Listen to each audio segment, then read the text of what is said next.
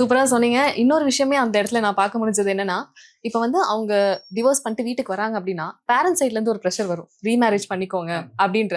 அந்த பிரஷருக்கு பயப்படலாம். இல்லன்னா ரீமேரேஜ் பண்ணி அதுவும் இதே மாரி ஆயிருமோ அப்படின்ற ஒரு ஆனா என்ன அப்படின்ற ஒரு விஷயம் தான் எனக்கு பதிலா தோணுச்சு. அதேதான் திரும்ப திரும்ப அடுத்தது கொண்டு போகும். பெண் திருமணம் இல்லாம உறவு இல்லாம இருக்கக்கூடாது. ஆண் இருக்கலாம் கொஞ்ச நாளைக்கு. ஆணு கூட சொல்லுவாங்க.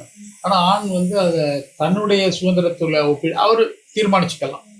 பெண் வந்து தனித்து இருப்பது ஆபத்து. அப்படின்னா என்னன்னா பெண் உடலை எப்போ சொத்தா மதிக்கிறாங்களோ அது அங்க வர சிக்கல். பெண் உடல்கள் வந்து ஒரு சமூகத்துல வந்து ஒரு குடும்பத்துக்கு வந்து மான மரியாதை சார்ந்தது. இப்போ ஒன்று கேட்பாங்க, பையனுக்கும் பொண்ணுக்குமான விஷயத்துல பையன் ஒரு தப்புன்னு வச்சுங்க, தப்பு ரைட்டு. ஒரு ஒரு தவறு ஆணை பார்க்கும்போது ஏன்டா அப்படி பண்ணிட்டேன்னு கேட்பாங்க. பெண்ணை அப்படி கேட்கறாங்க, இப்படி பண்ணிட்டியா பாவீங்க. ரெண்டுக்கு வித்தியாசம் இருக்குது. இதனுடைய வெளிப்பாடு பெண் வந்து பெண்ணுடைய ஒரு உடல் சார்ந்து அவளுக்கு ஒரு பாதிப்பு வந்துன்னா குடும்பத்துக்கு ஆகும். அது யாரால் நிகழப்போகுது, அதே சொதையில இன்னொருத்தரால் நிகழப்போகுதுன்னா அதை நிகழ்த்துறவனை சரி பண்ணாம இந்த பெண் அதுலதான் பழி போட்டுட்டே இருக்கு. அந்த உளவியல் ஆரம்பத்துல இருந்தே அதே ஒண்ணுதான். பெண் அந்த ஒரு சிக்கல் இருக்கு. அது ஏன் இருக்குன்னா ஒரு பயத்துல இருக்கு. நான் ஒன்றும் தப்பா சொல்ல. ஏன்னா பேரண்ட்டுக்கு அது ஒரு பயம். ஓ என் பொண்ணு ஏதாவது கஷ்டத்துல போய் மாட்டிப்பாலும் அந்த மாதிரி பயம். அந்த பயத்தை தவிர்க்க சமூகத்தை மாற்றணும். சமூக மாற்றம் நிகழாமல் எந்த பயங்களையும் நம்ம எடுக்கவே முடியாது. அப்படிங்கறதுதான் இப்ப நம்ம யோசிக்க வேண்டிய விஷயமா இருக்கும். பேரண்ட்டும் அது இப்ப யோசிக்கலாம்.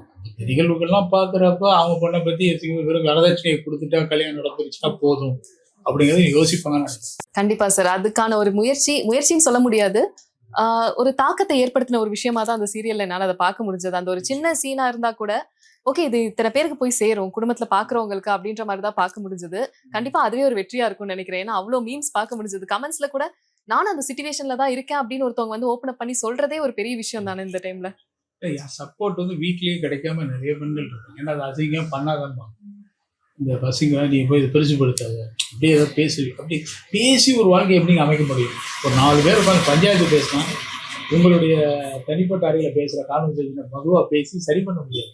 வன்மம் கூடிட்டு இருக்கோம். கொஞ்ச நாள் அமைதியா இருப்பாங்க, அப்புறம் திரும்ப அது ஏன் வெளியே வரக்கூடாது, ஏன் வந்தா என்ன அவ்வளவு வெளியில அவங்களுடைய தனிப்பட்ட விருப்பம் விருப்பம் அது. அது இன்னும் பொது இதாவே நம்ம இதுல நடந்துகிட்டு இருக்கு. மாறணும்னு நினைக்கிறேன். எல்லாரும் அவங்க முயற்சியை முடிவுகளை தனித்தனியா எடுத்தாலே கரெக்டா இருக்கும்ன்றதுதான் விஷயம்.